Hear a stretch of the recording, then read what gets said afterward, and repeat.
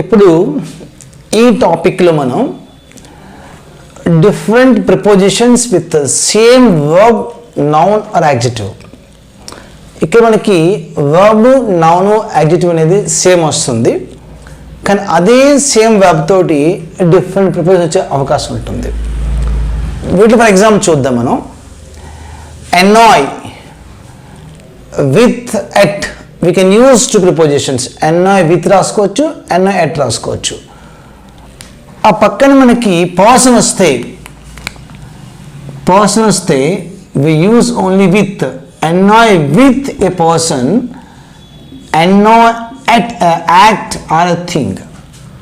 For example, he was annoyed dash his friends. ఈ friends అనేవి persons కాబట్టి ఇందులో ఇక్కడ మనం విత్ రాసుకుని సరిపోతుంది. He was annoyed with his friends. Second example, he was annoyed dash his friends behavior. his friends behavior ఇక్కడ persons కాదు, వాళ్ళ బిహేవియర్ బట్టి అంటే ఏంటి, యాక్ట్ అవుతుంది. యాక్ట్ annoyed at రాసుకుంటాం. annoyed at his friends behavior. ఇందులోని annoyed these two are same verbs, కానీ నేను విత్ రాసుకున్నాం, ఇది అట్ రాసుకున్నాం. ఎందుకు డిఫరెన్స్ ఏంటి, ఇక్కడ ఫ్రెండ్స్ వచ్చింది అంటే పర్సన్ కాబట్టి విత్ రాసుకున్నాం, ఇక్కడ యాక్ట్ వచ్చింది బిహేవియర్ వస్తుంది కాబట్టి అట్ రాసుకున్నాం. అంటే ఏంటి, same verb but different prepositions. వీటి మీద జాగ్రత్తగా కేర్ఫుల్ చూసుకోవాలి మనం. ఈ పార్ట్ చూస్తే కానీ ఆన్సర్ చేయడం కష్టం అవుతుంది. Second one, agree with a person, agree to views or things or behaviour something. For example, I always agree dash you. ఇక్కడ యూ ఉంది, యూ అంటే again person.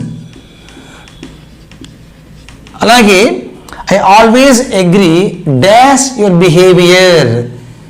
This is not person, it is only a view or thing or opinion, something. అలా వచ్చినప్పుడు మనం agree with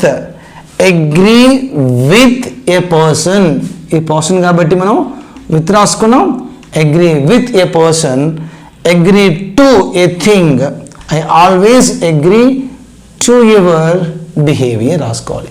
agree with a person, agree to views, opinions or ideas, something like. వీటిని మనం different prepositions with same verb noun are adjective ఎలా మైండ్లో పెట్టుకోవాలంటే, annoy with a person, annoy at an act, agree with a person, agree to views పెట్టుకుని సరిపోతుంది. This is the two examples here. Now third one, answer to, answer for. answer to a person, answer for explanation are account for అంటే reason చెప్పుకోవడం కోసం. Example చూద్దాం మనం. What will you answer to your father, what will you answer to your father. ఇక్కడ మనం two రాసుకున్నాం. Reason ఏంటి, your father అనేది ఇట్ ఈస్ ఎ పర్సన్ కాబట్టి, దిస్ ఇస్ ఎ పర్సన్ కాబట్టి మనం answer to your father person. You should answer for your mistake. Mistake is not a person, it is only an explanation are account for reason చెప్పుకోవటం మనం. So answer for అని వస్తుంది, answer for.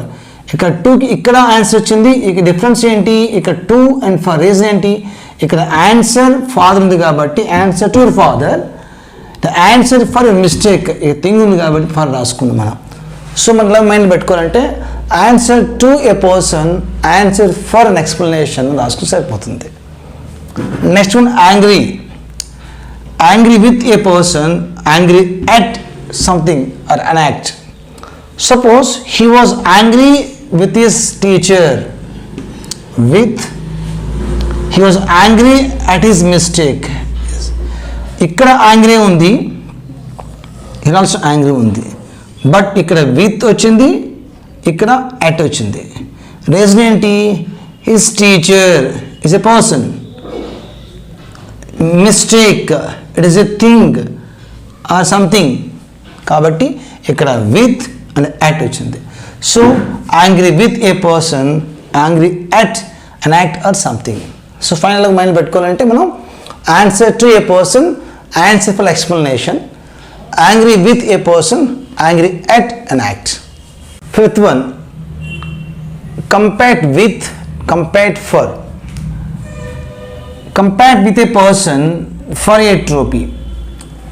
For example, you see, I should compare dash my class topper.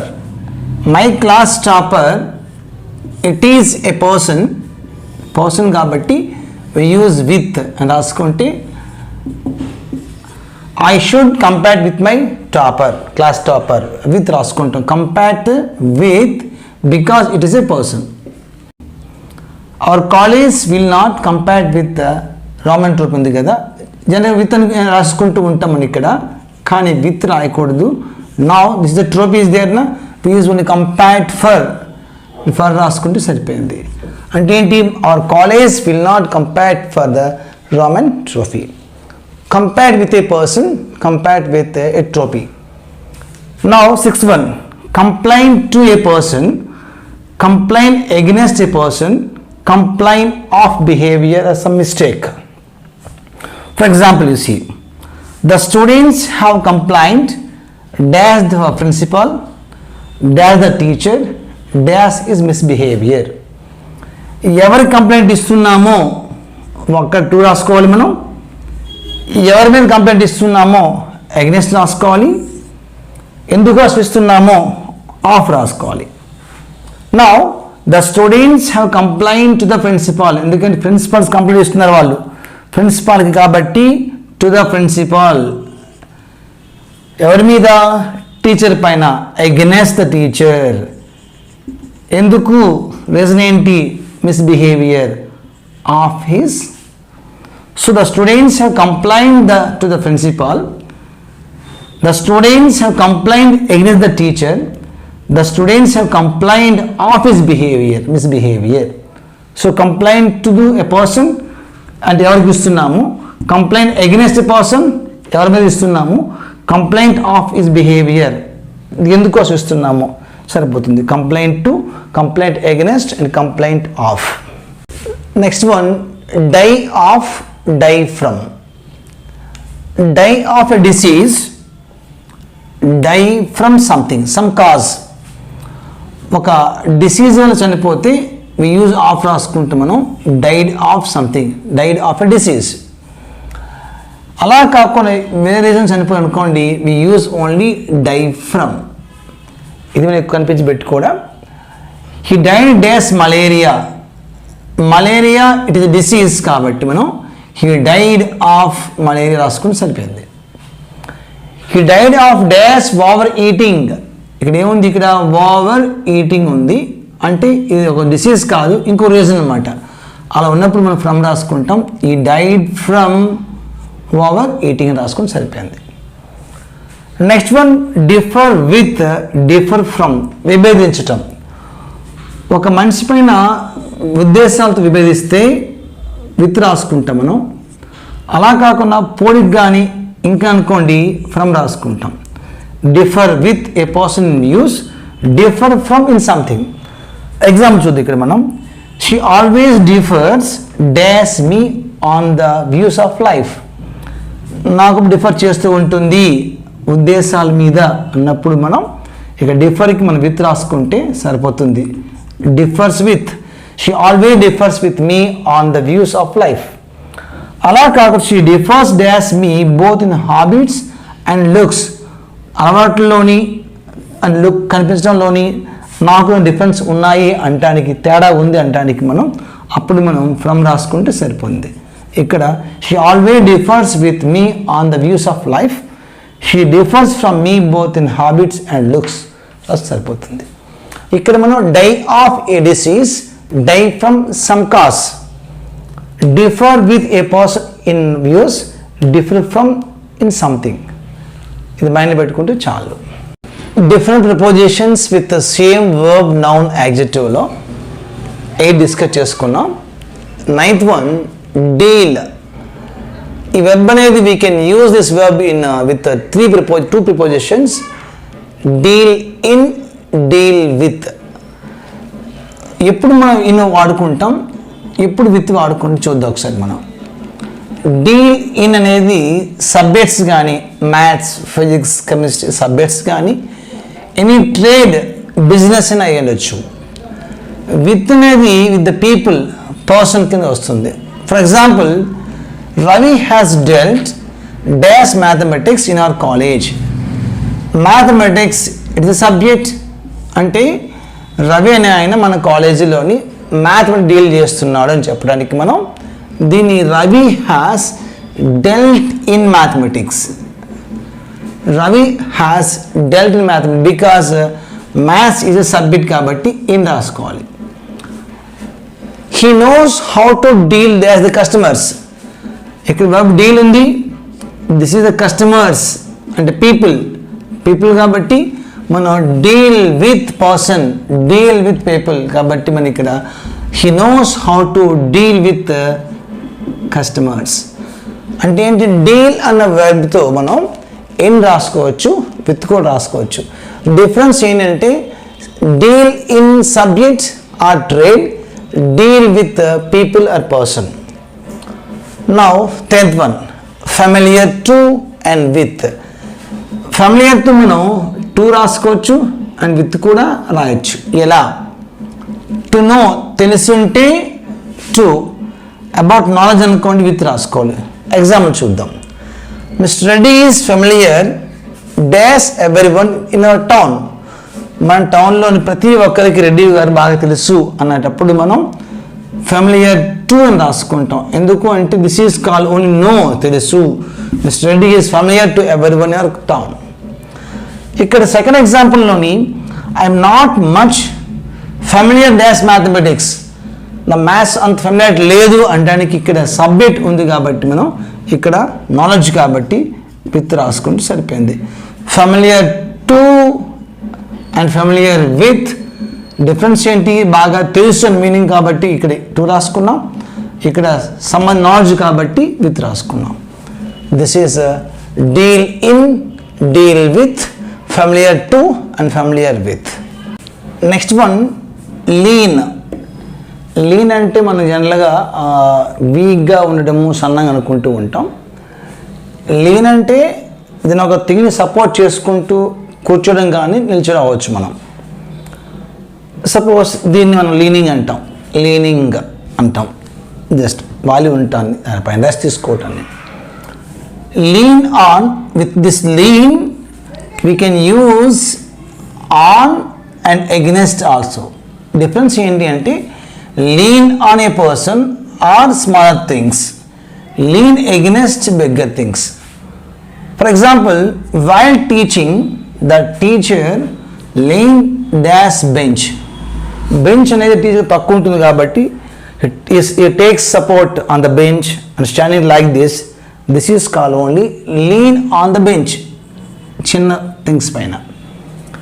While teaching the teacher lean dash the wall అనేది తనకన్నా పెద్దగా ఉంటుంది, support ఇలా తీసుకొని నిల్చొని చెప్తున్నప్పుడు while teaching the teacher lean on the wall, bigger thing అన్నప్పుడు మనం లీన్ అగెనెస్ట్ ద వాల్ అంటాం. మనం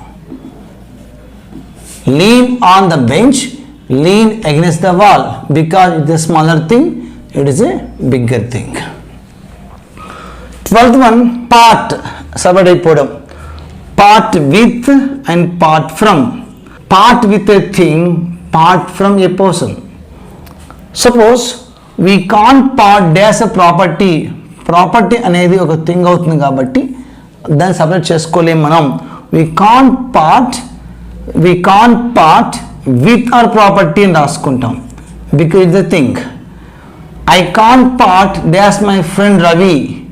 I can't part that's my friend Ravi. I can't part from my friend Ravi because it is a thing, it is a person. So part with and part from. So lean on, lean against, part with and part from. Lean on a person or smaller things, lean against bigger things.